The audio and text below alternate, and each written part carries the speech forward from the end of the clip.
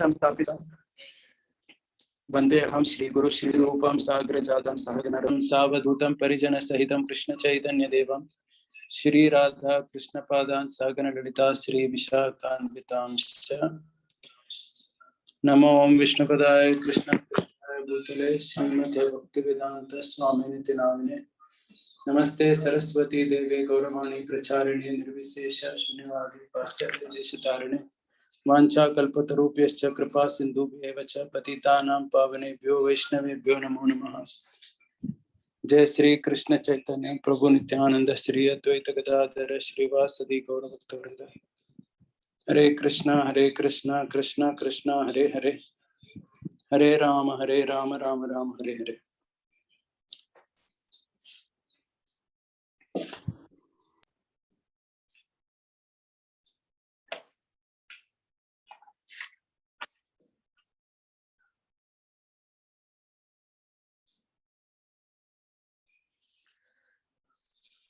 Okay, so everyone, welcome for our class today. Just 1 second.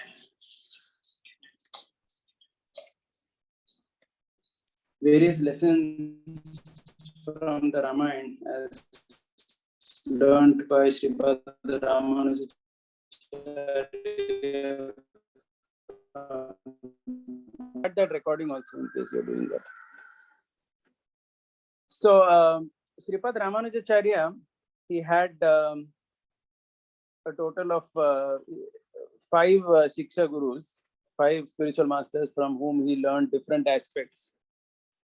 And one of them was his own maternal uncle, Sri Shaila Purna. Sri Shaila Purna was residing in Tirupati, and it is said that Sripad Ramanujacharya would go from Srirangam to Tirupati to learn Ramayana from him. And it is said that each time Sripad Ramanujacharya went there, he would learn all the 24,000 verses of Ramayana from his uncle.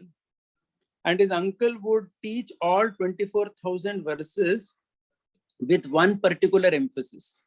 That means one particular lesson he would bring out. Okay. So in Tamil, basically, this is called as Kalakshepam. So Kalakshepam means to learn the scripture in great detail.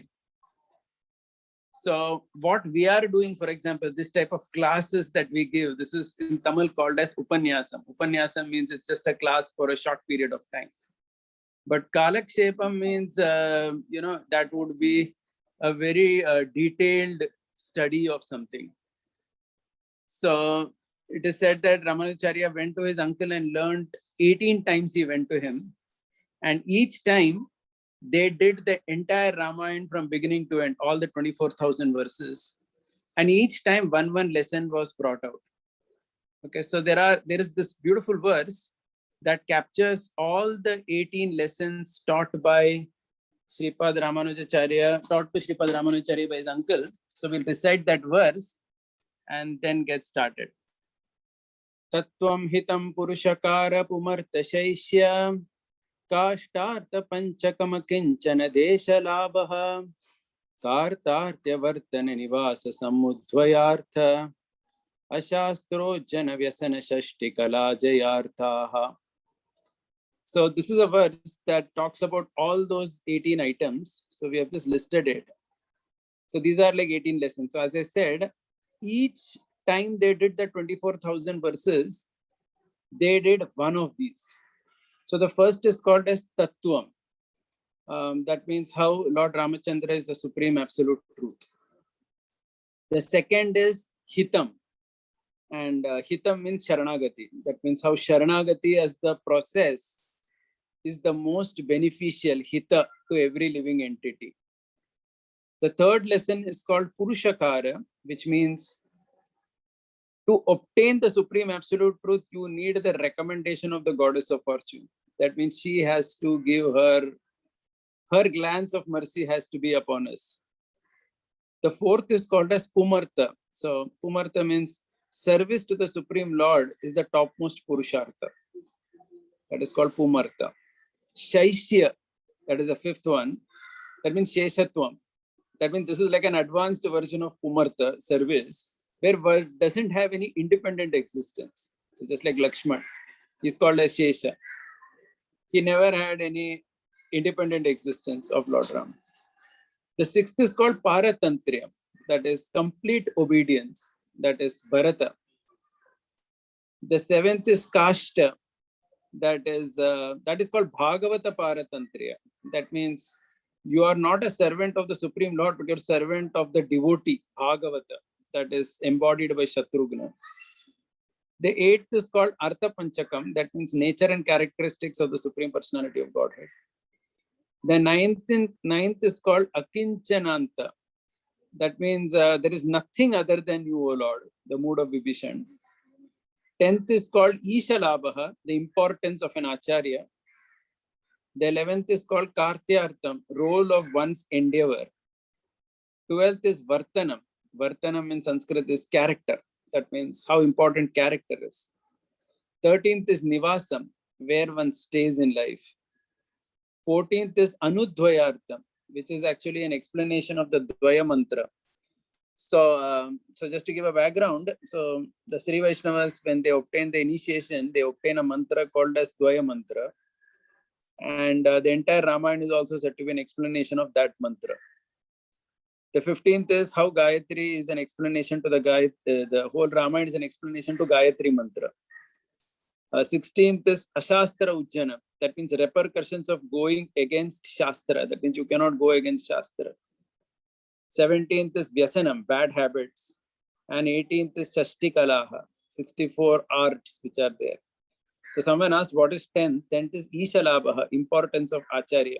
That means you need a spiritual master, spiritual teacher, like that.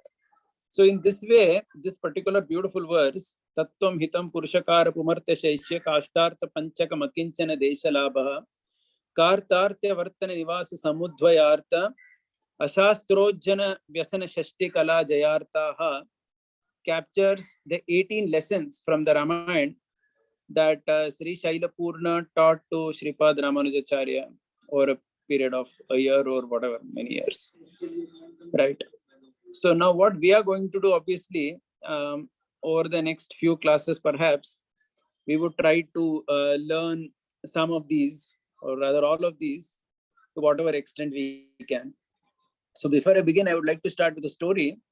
And this story illustrates that we are really not so capable to learn these things. We don't even have time to learn these things to the same depth as Sripad Ramanujacharya learned it.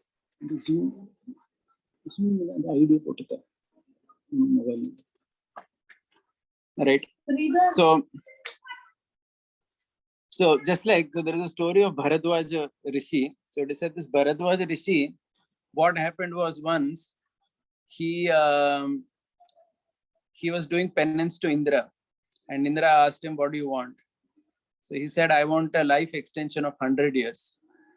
So Indra said, Tatastu, no problem. You can take 100 more years in this life. Then after 100 years, Bharadwaj again, he did a penance to Indra. He sought another extension of 100 years. And Indra again gave him.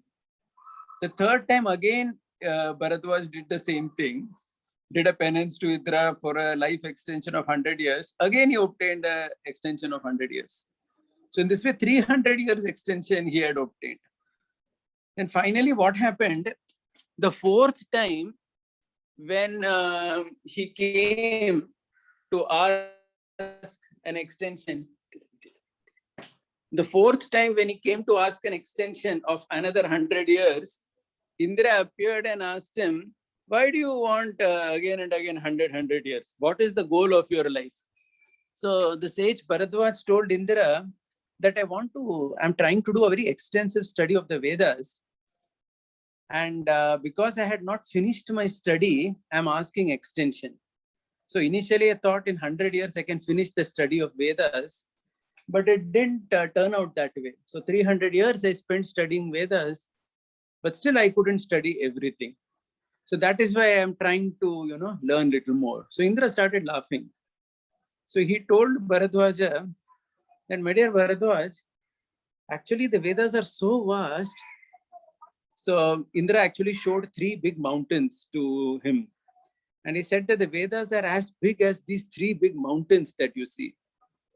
And what you have studied till now are like these 3 small, lumps of mud. There is so much. How much are you going to do? And how much extension are you going to keep asking me? And in this way, Indra started laughing. So the idea is that each of our scriptures, they're extremely vast. If you see the Ramayana or the Bhagavad or anything, like you will always see Puranic descriptions that in the heavenly planets, there is a Mahabharata of some 1 billion verses. And, it's very common. Puranas in different places, the size of these scriptures are different. So human society was given some 24,000 verses of Ramayana.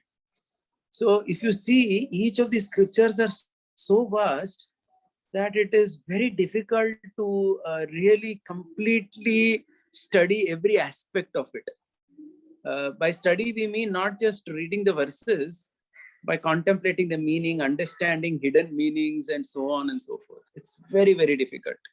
So that is why Indra started laughing.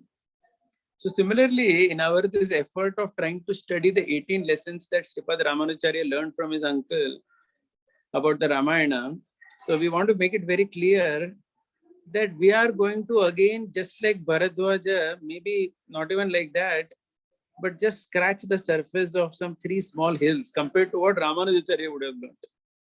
Because let us try to appreciate that perhaps how much of it was documented, then how much of it was taught over Sampradaya, and so on, right? And so on. So that's the point really, okay? So that is actually the real point. Yeah, correct. So we are going to be able to study a very small fraction of it, okay? But still, I think from that we would get an idea about what Sripad Ramanujacharya learned. So let's start. So the first one actually is called as Tattvam, but I will be starting with Hitam today.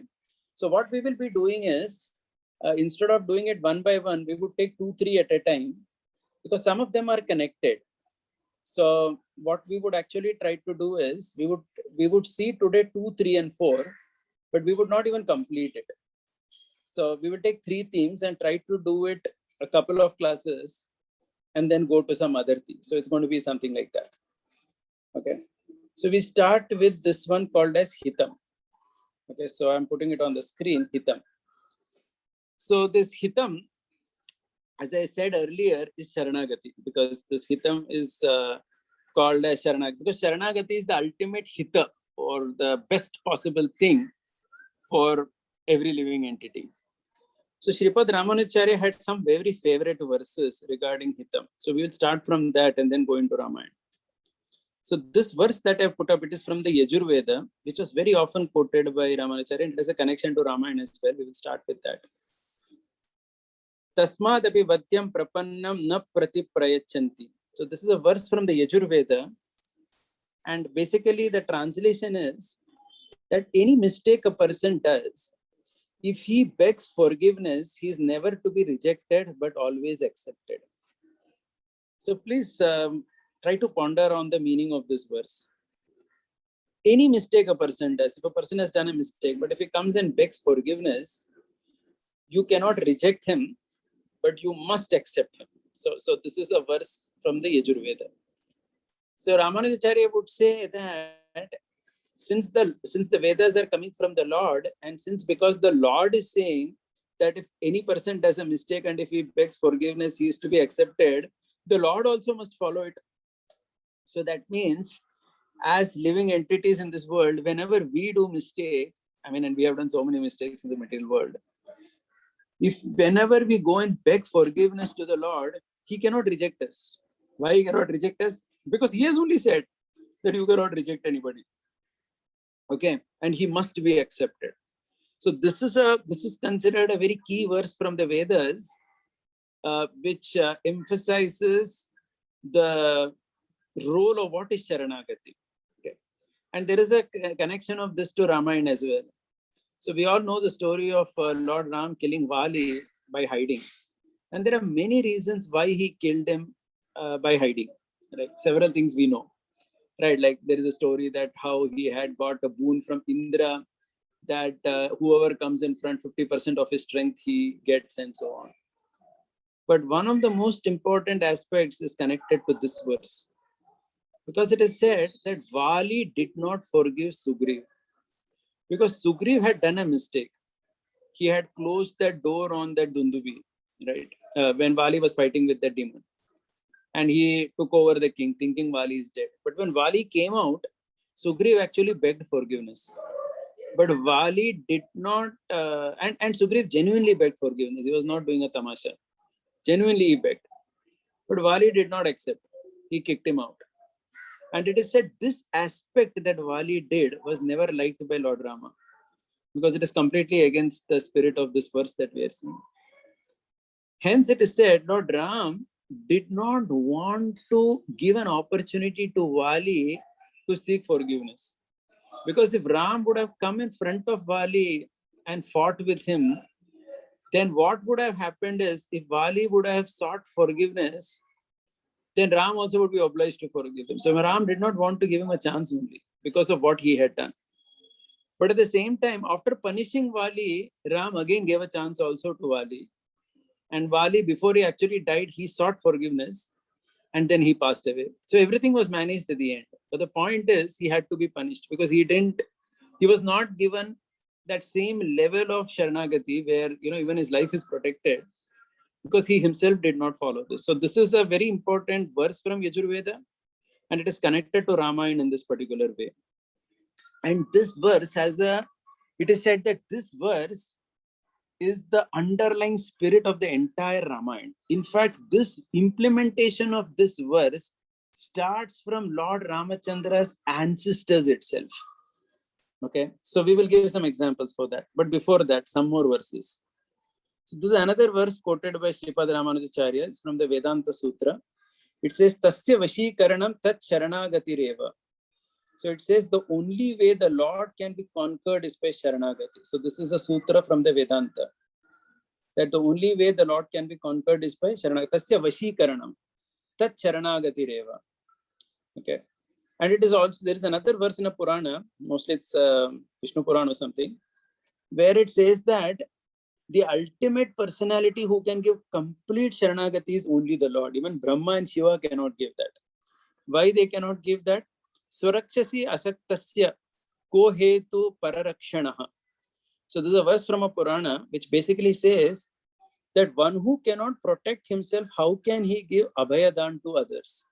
So this verse is the context of Lord Shiva, who had given that boon to that Bhasmasur. And we know how the Bhasmasur was giving big trouble to Lord Shiva himself. And literally Lord Shiva had to run for his life.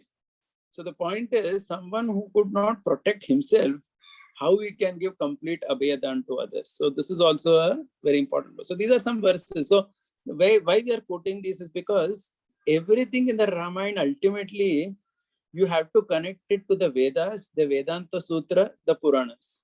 So nothing is separate from that.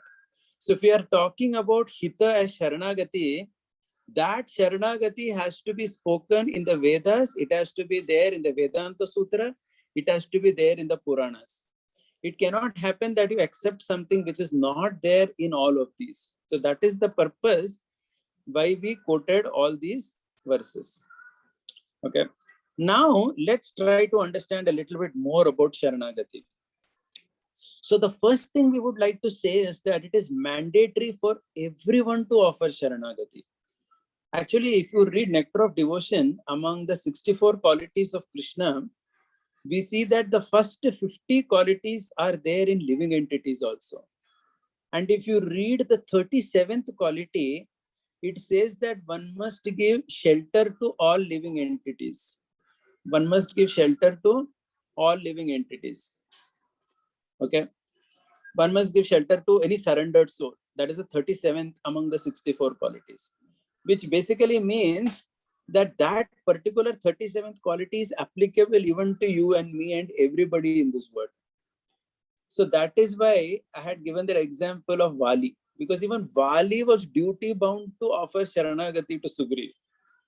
So what the Ramayana teaches us is that if you don't give Sharanagati to someone who is in genuine need, the Lord also does not give you. So this is a very, very strong lesson. And each of us could see how we implement that in our life. So before I go into that, I will start with a beautiful story. This is from the Puranas related to the Ramayana only. This is about Lord Ramachandra's forefather. So one of Lord Ramachandra's forefather was a king named Dilipa. Okay, so this Dilipa, he and his wife Sudekshana, it is said that they did not have any child for many years. So because they did not have a child, they were worried because they were king and queen and they needed a heir to the throne. So they approached their spiritual master Vasishtha, asking that why is it that we don't have a child? So Vasishtha went into a meditation and he told King Dilip, said, my dear Dilip, what had happened was once you had gone to Indra's place for some sacrifice or for some war or something, and at that time there was the Kamadhenu cow which was there. And on the way you saw Kamadhenu, but you did not acknowledge her. And because of which Kamadhenu was upset with you. And that is the reason you don't have a child. So it's a very interesting lesson, by the way. That means when you see some great personality, to not acknowledge them is considered an offense. And Kamadhenu is a very great personality. And Dilipa did this mistake of not acknowledging the presence of Kamadhenu. So the king and the queen were aghast. So they asked Vasishtha, what could we do about it? So Vasishtha said, don't worry. Kamadhenu's daughter Nandini is a cow in my ashram. So you take care of Nandini and you serve her well. And in this way, that curse can be overcome. Okay, so it's very instructive actually. Many times it does happen that a person doesn't get child because of some such reason. And even in the world today, you see that. Sometimes somebody is not getting a child and the doctors actually say that everything is perfect, but still the child is not there. So in modern world, we see only physically, but sometimes there is, some higher powers involved, sometimes some superiors, our forefathers. There could be many things involved because of which one doesn't get a child. So in any case, here Dilip and Sudekshana were told that you take care of this Nandini. So Dilipa started taking care of Nandini. And it is said every day he would take Nandini for grazing. One day when the king took her for grazing, they came to a particular place where suddenly a lion pounced on Nandini. And this lion was about to kill Nandini. So the king, Dilipa, he immediately took his arrows and he tried to shoot the lion. But then what happened was his body froze. So if you see the picture, his body actually froze in that particular thing. That means his hand is behind and it's not going ahead. He is not able to put the arrow on the bow. So he was perplexed. And he told, he was like, how does this happen? So the lion told him, the lion was a speaking lion. So he told him that, see, this is not an ordinary place. You have actually come in the Himalayas to this abode of Lord Shiva and Parvati. And I am a lion of Parvati Devi. And in this particular area, nobody is supposed to come. And if anybody comes, Parvati has given me a right to eat that creature. And because this cow has come, I'm going to eat the cow now. So the king, Dilipa, was aghast. So he was very worried. So he told the lion that please leave Nandini and you eat me instead. Because Nandini has taken shelter of me. So I have to protect Nandini at any cost. So the lion said, what kind of a fool you are? You're the king of Ayodhya. You go and tell Vasishtha that the Nandini went to the wrong place and hence she was eaten by a lion. Vasishtha will not curse you, don't worry. So Dilipa said, it is not about Vasishtha, it is my own ethic. I have decided to protect her. I must protect her. I can't just leave her go. Please eat me and let Nandini go. And in his mind, he was thinking that, my dear Sudekshana, my dear wife, you may be wondering how I died like this, but it is fine because I died in the service of whatever I had promised my spiritual master Vashishta. So you please take care of the kingdom and see how you can appoint someone else as the next king. In this way, he was mentally conversing with his wife, and he closed his eyes. When King Dilipa closed his eyes, he was anticipating that the lion will jump on him and eat him. The lion did not. On the other hand, what happened? The whole picture changed. And suddenly, when Dilipa opened his eyes, only the cow Nandini was standing. And the cow Nandini said, "Don't worry, Dilipa. I created this illusion just to test you. I wanted to test whether you're really taking care of someone who has done Sharanagati to you. Because Nandini says that I had done Sharanagati to you, I was under your protection, and I was testing you to see whether you're really protecting someone who has taken shelter of you. And since you have passed the test, I'm very happy with you. Don't worry, you please go back, take your wife, go back to Ayodhya, you will have many children, and in this way your lineage will continue." And then in this way, Dilipa and his wife Sudekshana took permission of Vashishta and went back and started ruling. And then Dilipa's son is Raghu. And Lord Rama is Raghu Vamsha. Right? We say, na, is Raghu in the Vamsha of the king Raghu. So the king Raghu was born to Dilipa after this particular incident. So this incident is there even before the official Ram Leela begins, to give this indication that this is very important, that if anyone takes shelter of you, anyone takes shelter of any person, you must try to protect that person to the best of your capability. And let us remember, it is not only this King Dilipa, but almost all kings were like that. That's why we read in the Bhagavatam, for example, about Rantidev, or we read about, what's his name, the king Ambarisha. He was also in the same Surya Kula only. He was one ancestor in some way only. He's a Surya Kula Kshatriya. No, not Ambarisha, sorry.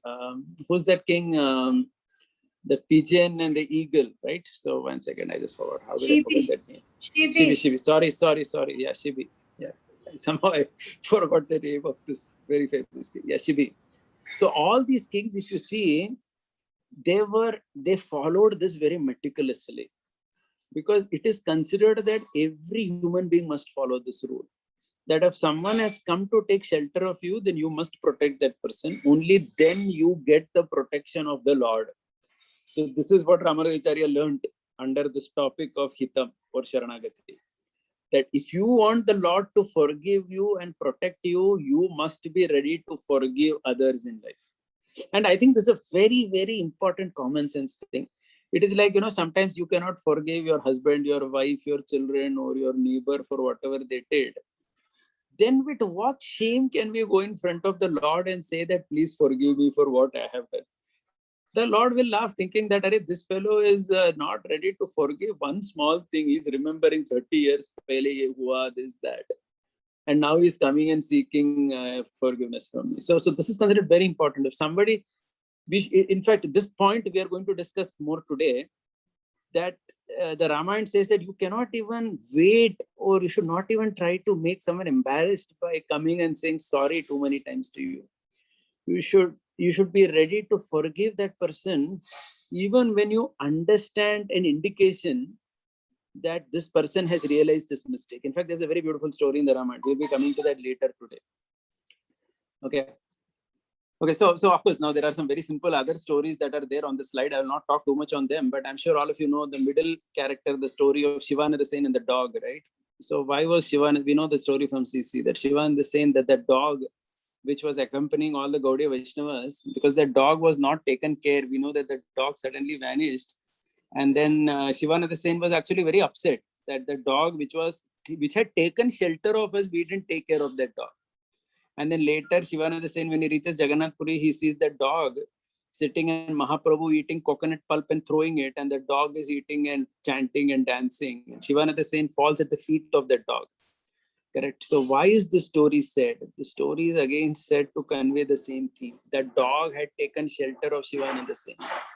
And it was for that reason that Shivananda Sen was upset when the dog was not fed by whoever he had asked to feed. Because this is a very important point. If someone has taken shelter of you, And on the right side, the other story of Yudhishthir Maharaj, right? That there's another dog here in that story.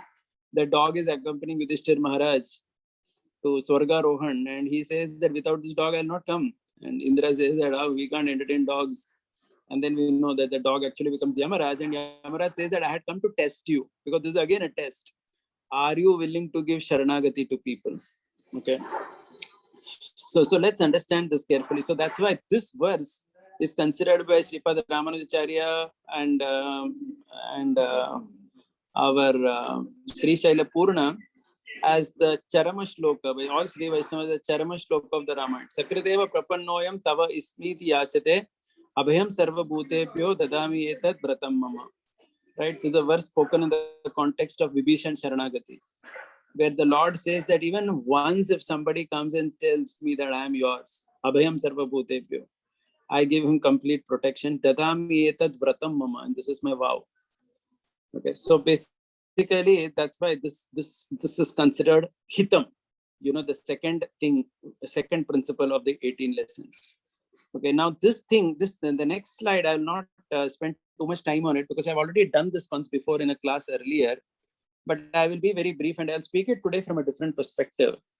So I had given this class here also once, and maybe in the temple also I had given in VCC, where we discussed about Sharanagati examples in Ramayana. That how, so these are all examples again taught to Sripad Ramanujacharya by Sri Shaila Purna. I want to bring a different lesson from the same thing today. So I'm just repeating, because repetition is a lesser fault than forgetting an important point. So there are 12 instances of Sharanagati given. Okay, so I'll just go through it quickly and then we will get to what we want to say. So in Balakanta, there is Deva Sharanagati to Narayan. That means all the Devatas, they are taking shelter of Narayan. This happens during the Putra Kameshti Yagya. Correct? Because all the Devatas are worried that Ravan is there and he has to be killed. So they all take shelter of Narayan. And then we know that Lord Vishnu, Narayan appears and says that don't worry, I will fulfill your purpose. I will take birth as Ram, as the son of this King Dasharath, and I'll fulfill. So that is Deva Sharanagati. Then there is Trishanku Sharanagati. So this we know that Trishanku, he wanted to go to heaven. He tried Vashishta and everything, but nothing happened. Finally, he comes to Vishwamitra, and many things happen. He becomes a Chandal, but he takes shelter of Vishwamitra, and Vishwamitra tries his best to send him to heaven, and he uses all his penance power and he creates a Trishanku heaven for that Trishanku.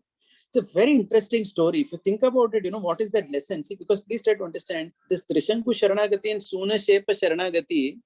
Both the Sharanagatis are Sharanagati not to Krishna or Ram, but it's to Vishwamitra Muni. But the lesson being taught here is, because these are all coming in Balakanda, Vishwamitra is narrating all these stories to Ram and Lakshman, because this is the aspect that Lord Ram appreciates, that if somebody comes to you, you try to do whatever you can for that person. And Vishwamitra goes to the extent of using all his power to give Trishanku Swarga. Correct? And the third Sharanagati is also interesting. Shuna Shepa Sharanagati. Shuna Shepa was the nephew of Vishwamitra. It's a beautiful story. So there was this king Ambarisha who was, doing a yagya. And what had happened was that the sacrificial animal had been lost. So because the sacrificial animal was lost, it takes 1 year of rituals to reinstate a sacrificial animal. So then the priest said that if we can get a human sacrifice instead of this, then something can happen. So Ambarish goes to different places and he meets one sage, Richika, who happens to be the brother-in-law of Vishwamitra. Richika had 3 sons. So he's asking whether one son can be given for this sacrifice. So Richika says, eldest I can't give. And Richika's wife, she says the youngest I can't give. So the middle is Shuna Shepa. So nobody says that he's supposed to go, but he feels that since my father wanted to protect my elder brother and my mother wanted to protect my younger brother, I think I'm not needed. So he walks off. But because he's a boy, even though he comes to the sacrificial arena, he feels that I want to live, I don't want to die. People's mind changes, right? So he felt that I don't want to die like this. And near the sacrificial arena, Vishwamitra was there. He approaches Vishwamitra seeking help, and Vishwamitra gives him 2 mantras and says that when they're about to sacrifice you, you immediately call out, narrate these 2 mantras, and Indra will come and protect you. And same thing happens. Indra comes and immediately says that Don't worry, sacrifice is deemed successful and Shunashepa can have a long life.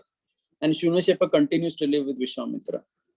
So basically, again, the idea here is Shunashepa, because he approached Vishwamitra in that mode, Vishwamitra gave him protection. Now, one important thing, if you see, in all these Sharanagati examples in Ramayana, not everybody did Sharanagati, at least even to Lord Ram, for the purpose, for the highest purpose. So, for example, if you see carefully, Vibhishan Sharanagati is very glorious because the 10th is Vibhishan Sharanagati. Because Vibhishan actually came in the best spirit of service. But everybody did not come like that. If you see, for example, that Jayanta Sharanagati, the 6th one, that crow did Sharanagati to Lord Ram, not because he was in love for Lord Ram or something. He just wanted to save his life. Sugriva did Sharanagati to Lord Ram, because he wanted his kingdom, he wanted his wife back, and he had his own things, right? Even the Rishis, it is said that they did Sharanagati, the 7th one that you see on the screen. The Rishis also did Sharanagati to Lord Ram, not just because actually they were harassed by that Kharadushan and 14,000 Rakshasas. If you read Tulsi Ramayana, it's a great description about it, that how all these, there were sages without one hand, without one eye. It is said that the sage would be doing tapasya and suddenly the Rakshas would come and pull their hand and go off and all that. So in this way, so the point here is that if you do Sharanagati to Lord Ram, even if somebody does for some other purpose, you ultimately get the highest benefit. And I think this is what we learn in the Bhagavatam also, right? For example, we see Gajendra doing Sharanagati, he's calling out to Lord. And if you see in one way, he's calling out because he wants escape from the crocodile, right?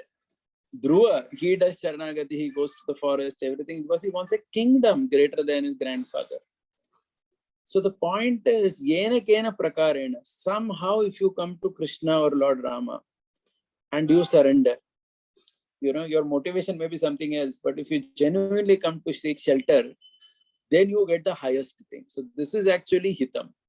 So that is why this whole Sharanagati principle is important, because if you see all these people who did Sharanagati, not that they did for the highest purpose.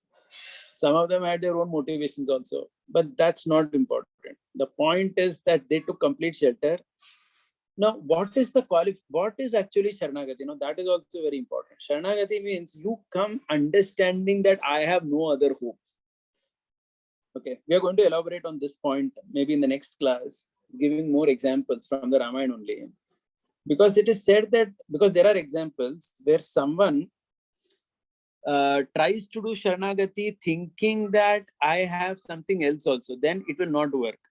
So if you see all these cases now, everyone does Sharanagati understanding that I have nothing else now, nothing else is possible for me. I have no other shelter. And in that mood, when you do, then the benefit is the highest, because you're not holding back anything within your consciousness. So again, that's common to all these people. The rishis in the forest, that Jayanta, that crow who did Sharanagati to Lord Ram, he went to all the three places in the universe and he understood nobody can save me. My father also cannot save me. Sugriva also understood no one can save me in this world. Right? So if you see, though these people may have done Sharanagati for some other motive, but at least one thing is there, even if you go to the Bhagavatam example of Gajendra, he understood that nobody can save me now. Right? Dhruva also understood from his Guru Narada that nobody can give me what I want. So that is considered a crucial aspect of Sharanagati. That means you understand that only the Lord is there who can do something for me. Okay. And in that spirit, if a person genuinely goes, and the only qualification which is mentioned here is that in your own life, in your own way, you should have also given Sharanagati to someone, or at least you shouldn't have rejected somebody. Okay, like we gave positive and negative example. Like Vali did not give Sharanagati to Sugri, who was asking for it. Correct? Like that. So if you have not, or if you see all these examples that we discussed in Ramayana, right? Like this Dilipa and all that. Then the Lord says, okay, this fellow is qualified because he himself is practicing that principle. He has understood that only I can give it to him. So he has come to me. So let me completely fulfill, let me give him complete Abhaya Pradana. That means let me completely protect him. Okay, so this is the hitam. This is actually the hitam. Okay, now what I'm going to do is, now the next few slides, this I had already done earlier, so I'm not going to go through all these verses, but some of them are slightly important, so I'll be coming back on them a little later, but that's not for today. So now what I'm going to do is, we're going to go a little bit ahead and little bit introduce the concept of the third one and the fourth one also. So it's not that we have completed Sharanagati, but what I realized is that talking about each of these 18 qualities from Ramayana is very difficult, 18 lessons. It is better to club 2 or 3. So I will introduce the second and the third lesson, third and the fourth lesson also. And then the second, third, fourth, we will discuss in detail. Together we will discuss with stories. Okay, so the third one is called Purushakara. Purushakara is very beautiful. It means you need the recommendation of Sita Devi. Okay, or basically you need recommendation of Lakshmi or Radharani or whatever. Without their recommendation, you are not going to get anything. Now, this is again very beautifully explained by Sri Shaila Purna to Sripad Ramanujacharya. Okay, so let's now go into the verses of Ramayana and also see the story. So, why we are going to see this is because somebody may feel that some people got Sharanagati even without the help of Sita. Like, for example, if you see the example of Sugriv. When Sugriv did Sharanagati to Lord Ram, Sita was nowhere in picture, right? Where was Sita there? Sita was already kidnapped by Ravan. So how did Sugriv get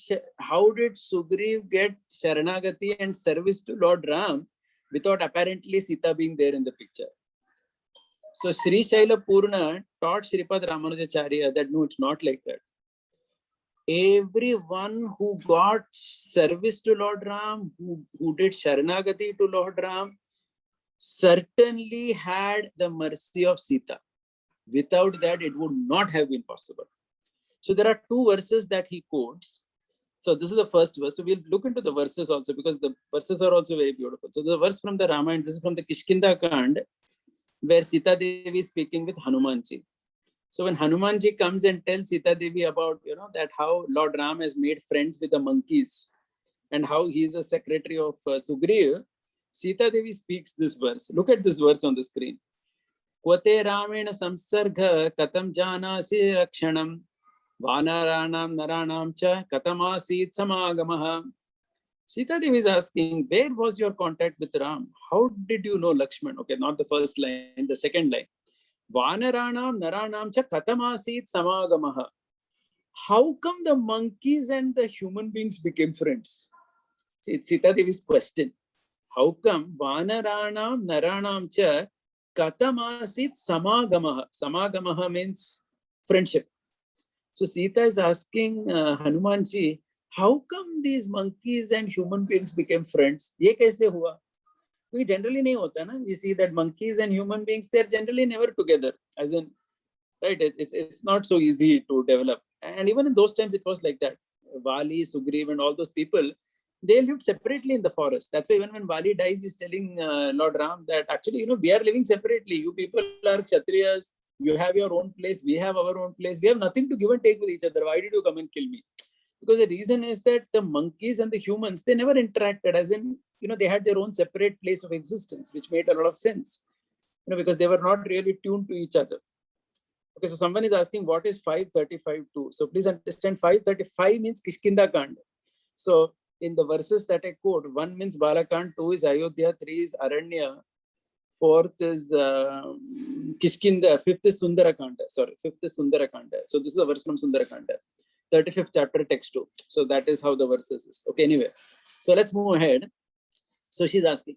So Sri Shaila Purna tells Sripad Ramanujacharya that actually there is a hint in this verse. What is the hint? Because you have to read between the lines. The hint in this verse is Sita is saying, Vanaranam naranam cha katamasit samagama. How did humans and Vanara become friends? Because what Sita Devi is saying is, it is only because I had given my mercy that they could become friends. Otherwise, they could not have become friends. Okay, so in that question only there is the answer. The answer is that it is only because of Sita Devi that Vanaranam Naranam cha Samagamaha happened. Now, how did that happen? Because when Sita Devi was being kidnapped by Ravana, and when she was going, she dropped her ornaments where the monkeys were. So first of all, she glanced at the monkeys. The second thing is, if you see Sugriva, when he meets Lord Ramachandra, he brings all those ornaments of Sita Devi and shows Lord Ram. Look at that verse. Uttareyam grihitva tu satani Abaranicha idam pasyaiti Ramaya darshayamasa vanaraha. So this is from the Kishkinda Kand, chapter 6, text 15. So basically what happened in this particular, in this text, what is the meaning of this text? So Sugriv, when he meets Lord Ram, he brings all those ornaments in a cloth, Uttariyam grihitva. In an Uttari Abharhanicha, he brings all those Abharana, all the ornaments. Idam Pasyaiti Ramaya, he says, Ram, look at these. Are these belonging to Sita? And in the next few verses, Ram is crying tears when he sees the ornaments. And then that famous thing is there where Ram is asking Lakshman, hey, Lakshman, look at these ornaments of my Sita. Don't you recognize her necklace and so many other things? And that is a time when Lakshman says that I don't know anything other than her anklets, what she wears on her feet, because that's the only thing that I see daily when I offer obeisances to her. Right? So Lakshman says that very famous verse to Lord Ramachandra. It happens in this context. So basically, these two verses are connected, and the understanding is that it is only because of Sita Devi's mercy that Sugriv, Hanuman, and all the monkeys could get service to Lord Ram. Okay, and this is going to be there with every other story also, which we will see later. Because today we are going to focus only on Sugriv's story. Right, because it becomes very difficult to talk about all the stories at one go. So today actually now only our class is beginning. In fact, I'll take a little bit more time because this is not usually my class gets over by 8 o'clock, but this is not a philosophical class, so it becomes very difficult to cover that in short time. So maybe another 20 minutes we would go before we, and I don't think we would have too many questions as well. But still, we'll keep some time for questions as well. So the point here is that anyone who obtains Sharanagati or service to Lord Ram cannot do without Purushakara. So please understand this. Purushakara means recommendation of Sita Devi. That means without her mercy, no one has obtained service or Sharanagati to Lord Ram. And that is what we are saying in this story of how Sugriv and the monkeys got shelter and service to Lord Ram. It was the mercy of Sita only. She had glanced at them, she had dropped ornaments, and they had done the service of keeping those ornaments safely and showing it to Lord Ramachandra at the right time. And it is only because of that Vanaranam Naranam cha Samagamaha happened. Otherwise, that Samagamaha would never have happened. And that's the point here. Okay, so of course there is much more to discuss on Purushakara. Yeah, but I'm just introducing the fourth lesson also. That is Pumartha. Okay, so this is also connected. So that is why we will recite this also and then go ahead, because I'll take 2, 3, 4 together, I said. So the fourth lesson that Sripad Ramanujacharya learned from his uncle is called Pumartha. Pumartha means the highest Purushartha. It's like a short form for highest Purushartha, and highest Purushartha is service. So service is considered the highest Purushartha, and that is called as Pumartha. So let's look at some verses in the Ramayana that talk about Pumartha. This one I had spoken of in NVCC also, but I'll repeat it here. So this is a very important verse because this verse was quoted by Sri Shaila Purna to Ramanujacharya.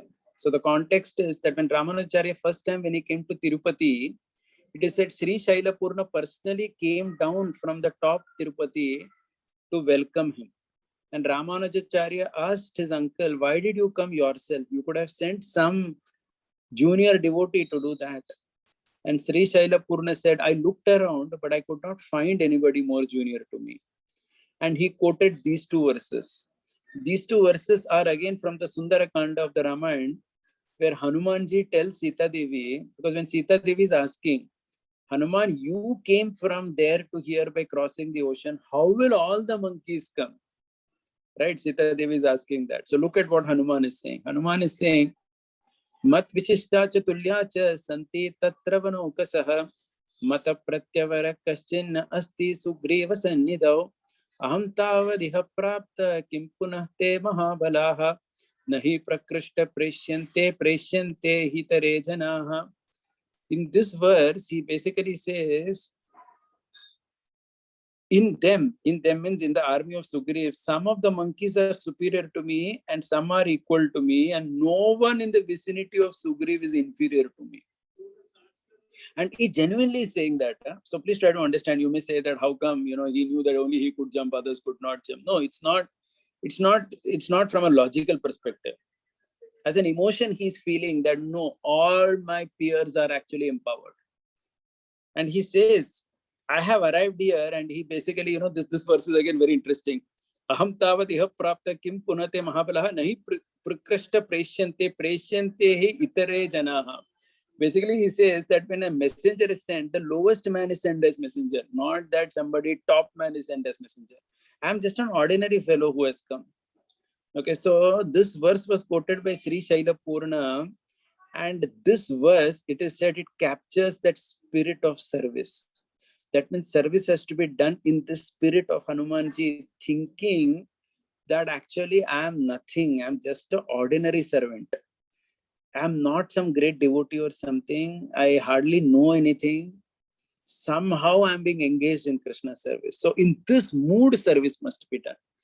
Okay, so this verse I had already quoted in temple. This another verse with which is pointed out to Sripad Ramanujacharya, which indicates service. It's a beautiful verse again. And that painting which is there on the right side of the slide indicates this picture. Okay, the scene, this is from Balakanda, 131.4. So in Balakanda, what happens, as you know, after Tataka is killed, after Subahu is killed, after Marich is chased away, Vishwamitra completes the yajna. That yajna was for 6 days and 6 nights. He completes it. Vishwamitra takes the Avabrita Snana after the yajna and he's lying down and relaxing. It's just like some major event has happened. Log aaram se let ke aaram karte na, thoda you just lie down and you are thinking, oh, thank God, everything got over very nicely. Like sometimes in our house, a marriage is there or some event is there. Many days we are busy. And when everything is over, we just lay back and we relax. So Vishwamitra Muni was lying down on the ground after all the yajna was done successfully. Subahu was killed and Tataka was killed, and no problem happened. It is said at that time, Ram and Lakshmana were massaging the feet of Vishwamitra. This comes in Ramayana. They are massaging. And as they are massaging, there is an internet dialogue which is given by the Acharyas. They say that Vishwamitra is asking Lord Ramachandra, my dear Lord, is it necessary that I have to take even this service from you? That you are going to massage my feet and I should accept your massage? So Ram is, again, it's an internal dialogue. So Lord Ramachandra is telling Vishwamitra, my dear Rishi, it is necessary. Because I have come to this world to show how human beings should live. If I don't massage my guru's feet, how will common people do anything for their spiritual teacher? They will do nothing for him. They will think that even Ram did not serve his teacher. Why should we serve? So Ram is internally communicating to Vishwamitra, please accept this as a service. This is your service to accept massage from us. Okay, all this happens, but there is this verse in Ramayana, beautiful verse. We'll discuss the meaning of this verse. Imosma muni shardula kim karau samupastitau Ajnapaya Muni Shrestha Shasanam Karavava Kim. So this verse is spoken by Ram and Lakshman to Vishwamitra. Very beautiful verse. They are saying, Imausma Muni Shardula Kim Karau Samupastitau. Please tell us what is the next service that we are supposed to do for you. Ajnapaya Muni Shrestha. Please give us the order. Shasanam Karavava Kim. We want to serve you more. Okay. So this verse is glorified so much, by when Ramacharya learned this in the context of Kumarta. The understanding here is that Vishwamitra had got Ram and Lakshmana from Dasharath with the only purpose of killing Tataka and Subahu, right? Because we all know the story that when Vishwamitra went to Dasharath, he said that I want your son Ram because I'm doing this sacrifice and these demons are troubling me, and Ram can take care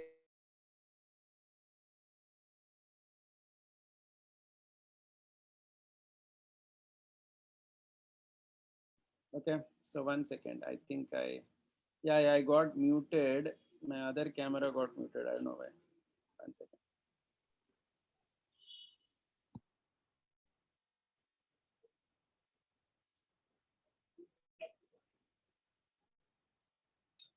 Only.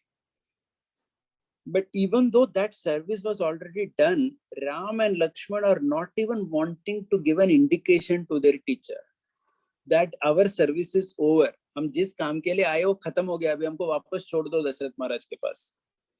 Right? They don't want to give such an indication to their guru that we have finished serving you. They want more service. So that is why they're saying this. So now you appreciate this verse, right? So they had come to the forest along with Vishwamitra only for protecting that particular sacrifice. And we know that that sacrifice was already done, correct? That sacrifice was already over. But despite that sacrifice being over, they want to serve more, and that is what they're saying here. Imausma munishardula kim karo. We want more service to you. Ajnapaya munishreshta. Please give us order. Please give us an order. How can we serve you more? Okay, like give me more. And this spirit has been appreciated a lot because this is the spirit of Pumartha. Pumartha means a person is eager to serve the Lord and the spiritual master, right? So he is like very eager for that. So he's saying, please give me more service. And he's not saying that, oh, my service for the purpose which I came is already done, so I'm going now. So it's not like that. So this verse is very much glorified in that context. Umartha. Okay, so now we have looked at three things, right? We have looked at, very briefly, we have looked at Hitam, which is Sharanagati. We have looked at Purushakara, which is the recommendation of Sita Devi. And we have looked at Pumartha, which is service. Okay, which is service. Correct. So three things are there. Okay. So now we are going to see some things from Sugriva Sharanagati. So Sugriva Sharanagati, there are two important lessons from it, which is learned. One is the divine lesson and the human lesson. And both of them are very interesting. So we will do them one by one. And I think this will be the last theme that I'll take today. So first we will start with the divine lesson. The divine lesson to learn in Sugriva Sharanagati is that the nature of the living entity in this world is that even when he starts to develop a relationship with the Lord, he keeps committing mistake. That means even after doing some Sharanagati, he keeps committing mistake. But if he sincerely again approaches the Lord again gives him protection. So Sugriv is very interesting because what happens with Sugriv, we know first he does Sharanagati and then only Lord kills Vali and gives him protection. But then what happens is the rainy season starts. So Sugriv tells Lord Ram that in the rainy season we cannot go, because it's raining and everything. It's very difficult to go to search Sita. Let the rainy season get over and then we will start our work. This is after Vali being killed. So Ram says, okay. So Ram and Lakshmana are staying in the forest only and Sugriv goes back to his kingdom. And the story is that Sugriv goes back to his kingdom and he forgets the service of Lord Ram. Correct. He forgets it. He is enjoying, he gets married to Tara also. Of course, that's under the Lord's order. Tara, Ruma, there is so much drink and so many things are happening and he's completely lost. And in the forest, what happens is, meanwhile, the rainy season has almost ended now. But Ram does not see any sign of Sugriva coming to help him. So Ram speaks this beautiful verse and sends Lakshman to Sugriv, because Ram cannot go into the palace of Sugriv because he's supposed to be in the forest for 14 years. And Lakshman is told, at least you go and do that work. So Ram is saying this to Lakshman, Nasa sankuchitah panta yena vali hatogataha samye tishta Sugriva mam vali patamanvagaha. So Ram is telling Lakshman, go and tell Sugriv that the path which was taken by Vali is still open. It is not closed, which means that I can still send somebody on that path. And so basically as an indication, right? And then we know that so Lakshman is wild with anger. And when Lakshman goes, it is said that he's so angry that Angad, Hanuman, Tara, all these people, when they look at Lakshman, they are like, oh my God, this person is burning with rage. And Hanuman especially, he goes and tells Sugriva the very famous verse in the Ramayana, which again indicates something very interesting. Look at that verse. This is again in the Kishkinda Kand. Krita aparadasya hite na anyat pashyami aham kshamam antarenanjalim badva lakshmanasya prasadanat. Hanumanji is telling Sugriv that, my dear Sugriv, I don't foresee any other appropriate means for the offense committed by you other than Lakshman's pardon with folded hands. So he's telling that, see, you got lost in sense gratification and you forgot service to Lord Ram. You forgot it completely and you're simply enjoying. There is only one solution for it. Antaren Anjalim Badva. Anjalim means folded hands. Go with folded hands to Lakshman and seek his and Lord Ram's pardon. So Hanumanji tells this to Lakshman. And then Lakshman does that. Right? He comes. And Lord Ram is again so graceful. If you see those verses in Ramayana, it's so beautiful. You know, Ram has a way of very indirectly saying also. He doesn't show his anger so easily. So Ram basically, he tells Sugriv that Sugriv, dharma, artha, kama, moksha, everything has to be enjoyed in the right quantity only. If you do kama too much, ignoring dharma and artha, it is like somebody sleeping on a tree, he suddenly falls down and he realizes that he has fallen down. Okay, so he gives that example to say that if you are enjoying, forgetting dharma and artha, it is like slipping off from your position. And then suddenly you realize that actually you're lost. It's like, you know, someone just falls down and then he realizes that I'm lost. So Ram tells him very sweetly. Okay, and then he's accepted also. So this is the divine part of the story. So please note, I told you in Sugriva Sharanagati, in this particular part of the Ramayana, there are two lessons. So first is the divine lesson, second is the human lesson. The human lesson is very beautiful. That's the last part of our today's discussion.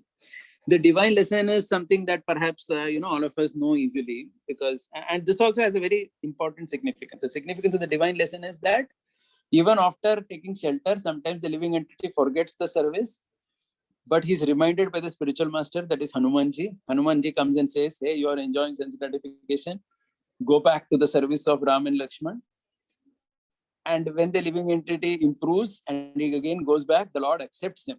Right? Because the Lord also understands that okay, people do mistakes sometimes. The Lord accepts. The Lord is not thinking that, hey, how can this fellow do a mistake like that? No, it's not like that. So this is Sugriv Sharanagati is kind of little hope giving. It's not a license for us to do anything we want, but at least there is a hope that, okay, even though we have done a mistake or two, we have a hope that because we tried to continue to be sincere, Krishna will accept us. So this is a divine lesson.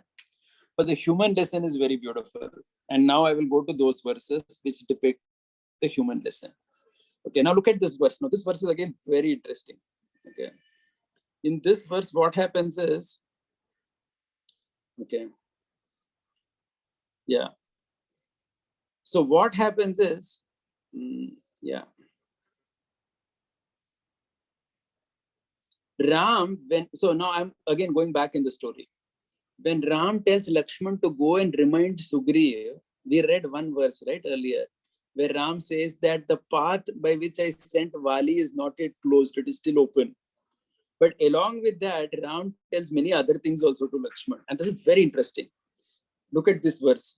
So Ram is telling Lakshman, na idam atra tvaya grahyam sadhu vartena Lakshmana tam pritim anuvartasva purva vrittim cha sangatam sama upahita vacha rukshani parivarjayan vaktum arhasi sugrivam vyatitam kala paryaye. So Ram is telling, please see the translation.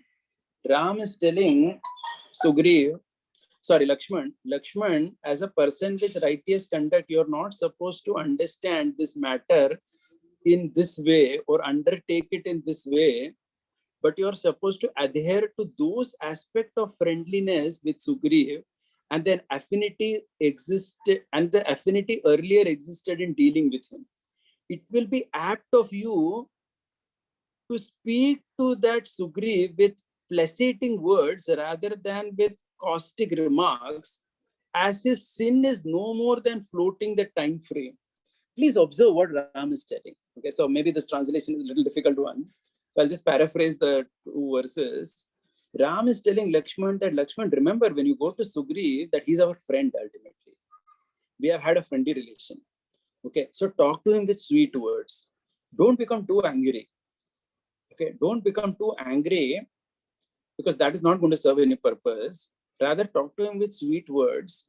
And at the same time, please understand that his only mistake is that he has overstepped the time frame, because he had promised me that he will come after the rainy season. Rainy season over, still he has not come. So please observe the sensitivity of Ram in giving the message. It is not that Ram has told Lakshman that. So now what happens with Lakshman is, now this is a characteristic of Lakshman, which you'll see many times. Because of excessive love for Lord Ram, sometimes he becomes very angry with somebody who doesn't do it. So actually what happens is Lakshman doesn't follow these two verses. When Lakshman goes to Sugriv, he becomes actually very angry. Ram had told him that don't become too angry and don't speak harshly with him, because that fellow is our friend only, and he did only one mistake. He has overstepped time. Okay, he had promised he will come in this time, but he didn't come.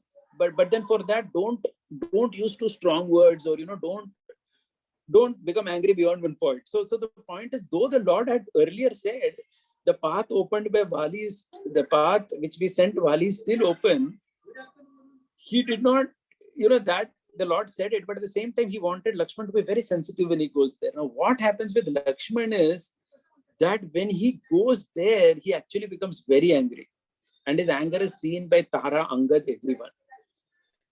Now when Sugriv comes to know about it, that Lakshman is very angry, please try to understand, though at one level Sugriv understands that I have done one mistake, Sugriv also feels that I have not done such a big mistake also. Itna kya bada galat kiya maine? Please try to understand. So this is a lesson at the human level, that at the human level, when you are friends with somebody, you can't, friendship with human beings is such that in friendship, you generally little bit take your friend for granted also. That happens. Like, we used to stay with some friends. Sometimes you take your friend's bike and you go away. You may not take permission from him. That, can I take your bike and go? You assume, he's my friend only, na? And then you don't expect that your friend also should become too angry with you. That, hey, why you took my bike like that? So this is friendly behavior. So what happens with Sugriv also, that when he comes to Lakshman and when he sees that Lakshman is very angry, look at what he's saying. Look at what he's saying. Look at the verse on the screen.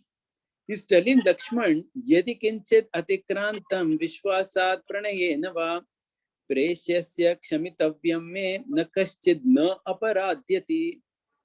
Sugriv tells Lakshman, I may have overstepped either in faith or friendliness. Please see the words. Vishwasat pranayena va. Because with a friend, we have Vishwas. Vishwas means faith, and Pranayana means love or friendliness. In that, I may have overstepped. Okay. But by the way, none of it is unoffending. He says, Na kaschin na aparadhyati. It is not such a big offense also. Sugriv tells this to Lakshman. Seeing that Lakshman is so angry, he's saying that, hey, come on, why are you so angry? I do agree, I may have done some mistake, little bit I overstepped. Because and you should also understand that I always had it at the back of my mind that we have to do for Lord Ram.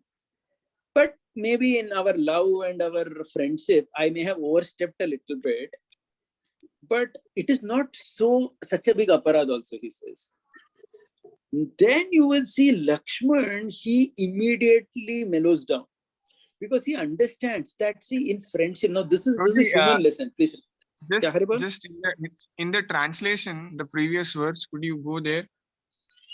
The verse actually, first of all, this translation, I am actually copying this translation. Unfortunately, not the best translation. This is not the verses. I took the verse mainly.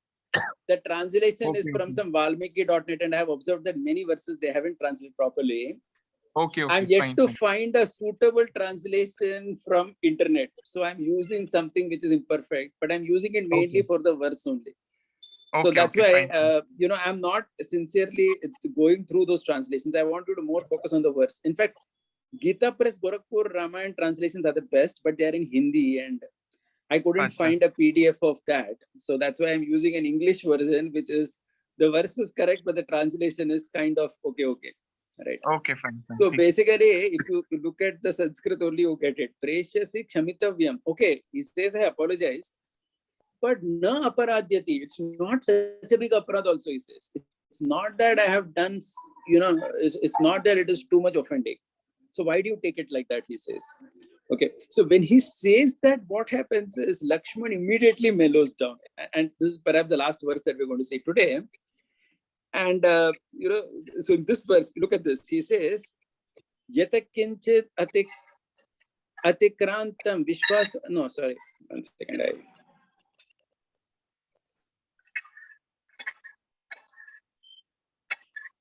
Yeah, sorry, this one. Yata cha shoka abhibhutasya shrutva ramasya bhashitam maya tvam purushanani uktatat kshamasva saka mama. He says, "O friend, on hearing that which was spoken by Ram, who is downhearted in his anguish." Okay, I'll tell you what he's saying. I too reflexively spoke bitter words to you, and thus whatever I spoke may be pardoned. Okay, so please try to understand what he's saying here. So actually, when Sugriv says to Lakshman, that say I've not done such a big mistake also. Lakshman, what he does, first of all, there are many verses in the middle. I've skipped that, the verse number 11 and verse 20. There are 8 verses in the middle. In those 8 verses, what happens is Lakshman tells Sugriv about the condition of Lord Ram, that how Lord Ram is suffering so much from separation of Sita. And then he says that Yatacha Shoka, when I saw the Shoka of Lord Ram, Maya Tam Purushani Ukta Tata Kshamasva Sake Mama.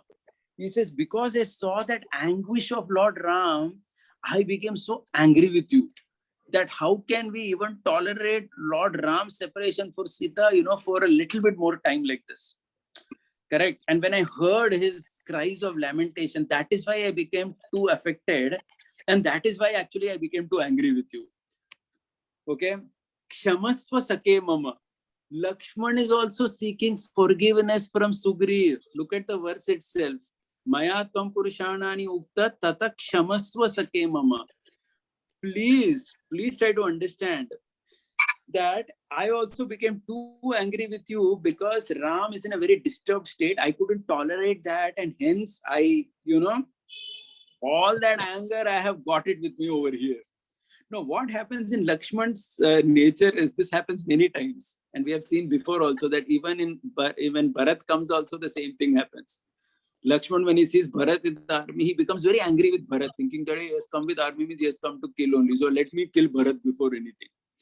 So Lakshman, he was so much in that intensity of service to Lord Ram, any inconvenience would happen in that. He would become very angry and show that on somebody disproportionately. Are you getting? That's what you see here.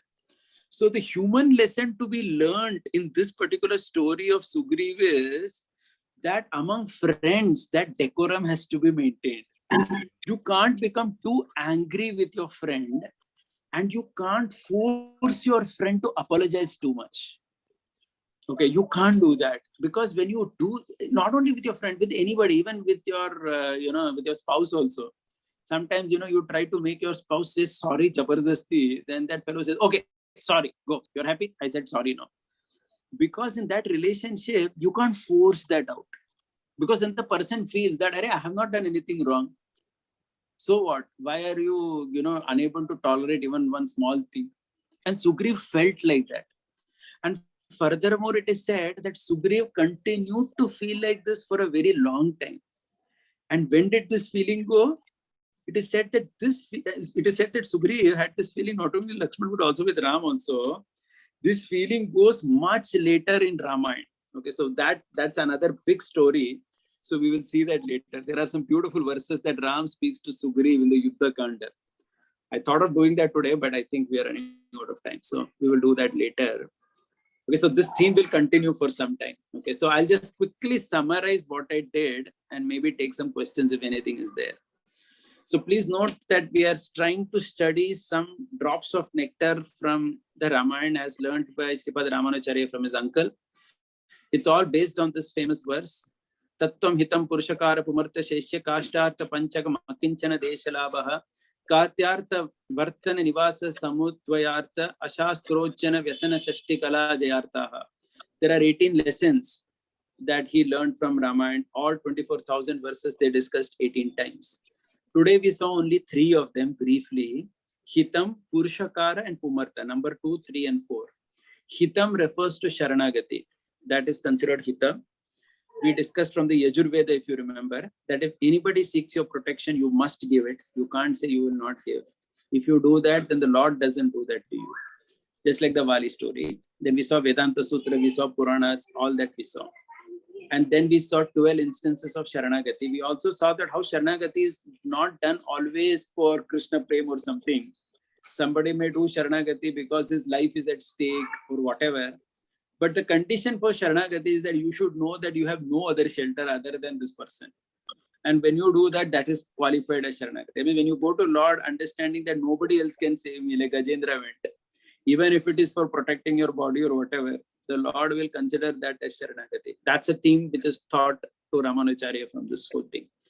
Then we briefly saw those 12 instances of Sharanagati. I didn't elaborate that because we had already done that earlier. We saw Purushakara. We saw that how Sita Devi's mercy is needed. Then we saw those verses from Ramayana where Sita Devi's mercy is there for Sugriv. Vanaranam Naranam cha samagamaha. The friendship between the Vanara and Nara happened because Sita had dropped ornaments and they had done that service. Otherwise, they wouldn't have got that mercy. That is the second thing we saw. That is the example we saw Purushakara. And Pumartha is service. We saw the mood of service of Hanumanji, how he is saying that I'm the lowest in the army of Sugriv. We saw the mood of service of Ram and Lakshman, who are massaging Vishwamitra's feet and asking, please give us more service after killing Subahu, Tataka, everything. Then we just took one instance of Sugriv Sharanagati, saw 2 lessons from it, the divine and the human. The divine lesson is that every living entity may do a mistake. Even after Sharanagati, he may go a little off track. But then what happens is, the Lord, if you come back by the grace of the spiritual master, like Hanumanji tells him that, hey, you've gone wrong, you're engaging in sense gratification. And when Sugriv comes back, the Lord forgives him. That is human lesson. That is the divine lesson. But the human lesson is, with friends, you have to be sensitive. And hence Lord Ram also tells Lakshman that Sugriv is our friend. Don't be too angry with him. But Lakshman is in so much love with Ram that he inevitably becomes angry. And indeed, as Ram said, Sugriv didn't like it. He said that I have not done such a big aparad also. And Ram had also told him, see, his only aparad is he has extended the time. That's not such a big thing also. And Sugriv exactly said that. What such a big mistake? Why are you making a fuss out of it? And Lakshman had to apologize back. So the idea is that with friends and with equals, you can't become disproportionately angry. That's a very important human lesson that you learn in this context. And there is much more to be said about this Sugriv Sharanagati, but we will be talking about that much later.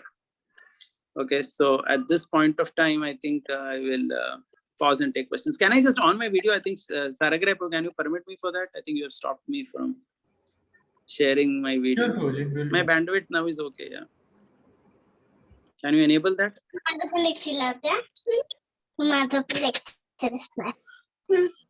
Okay, I'm not sure if there is any question or something, but if in case there is any, I have a question. yeah, we could answer as well. So, okay, so there are some hands up. So we'll just go one by one, whoever is asking. Achyut Keshav Prabhu's hand I'm seeing first. He's A or whatever, but he's first. So please go ahead, Achyut Keshav Prabhu. Everyone else, please be on mute. So I'll just take one by one. Hare Krishna, Dandavat. Prabhuji, thank you for wonderful class. Prabhuji, I have one question. You were mentioning this point of service to Guru and Krishna, and if one goes towards sense gratification, then Krishna also forgives. No? So one question, like that currently we are in this lockdown phase, and we have a lot of time at home. So how to make sure that, because there is a lot of time and now the lifestyle has changed, how to see that we have this more time, that we don't go towards sense gratification, but use our time wisely in service of Guru and Krishna. Yeah, you are asking a very good question. I myself am thinking, because I think in recent times I'm watching too much news. Honestly, I'm very much interested in politics and I want to see what happens and all that. One thing I felt is if we have at least some interest, I mean, I'm sure all of us have some aspects of devotional service interest us. For example, somebody would be interested in kirtan. Someone loves kirtan. Someone can do nice kirtan. Someone would be interested in deity worship. Some people have a taste for that. I personally, little bit at least, I have taste to hear, to make notes and all that stuff. It's more from the brain side. So each of us would have our own interest in devotional service. So other than our 16 rounds, I'm sure we have our office work and family, everything. We can identify what aspect we like. We can fan that, because that becomes very natural. Because devotional service is supposed to be natural also. Like that means when we do what we like, it is so easy to do it because there is no pressure unnecessarily. So I always felt that's the most practical thing. So all of us would like some aspect of devotional service. Like I gave examples. It could be kirtan, it could be deity worship, it could be hearing and reading, or it could be chanting extra rounds. Somebody could have that type of an interest. So depending on our inclination to do devotional service in a particular way, we can actually use time for that. Because I'm pretty sure that certainly one day this corona will end and we are not going to get time like this, because we'll have to go back to office. Right. But actually, one thing, just to correct what you said, the lesson is not that when you engage sense gratification, you're automatically forgiven. The divine lesson was that the Guru tells you that, hey, you're going off track. Like Hanumanji tells Sugriv, tumne galat kiya. And then the disciple listens and he does it. And then he's taken back. So that's how it is. But anyway, yeah. Okay. I think I heard Amarkor Prabhu's voice at some point. I'm not sure Yes, if it is he or... yes, Yeah, yes. go ahead, please. I had two questions. First is Shailapurna and Ramanuj discussing this instance or drawing out such wonderful lessons in that context. There could be three types of people who are reading the scriptures: the acharyas, the senior and sincere devotees, and people like me. What is it that differentiates these three, that Shailapurna is able to extract such wonderful lessons, and for us it's a very ordinary story? When we hear it, it seems so logical. We should have come across this as a lesson from this pastime, but we never get it. Acharyas get it. Senior devotees, sincere devotees, they appreciate, understand, and share it with others. We just sit like dumb and never are able to either extract or appreciate. What is the difference in the three? And the second question is that Hanuman, as the spiritual master, why did he have to wait till the time Lakshman came in an angry mood to point out to Sugriv that he was on a wrong path? Okay, good questions. So the first one first.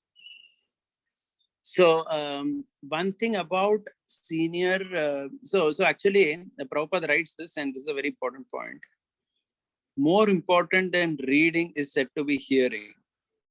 Prabhupada writes that also in one of his places, that more important than just reading the scripture, that means reading scripture means directly reading verses of Ramayana, is hearing Ramayana.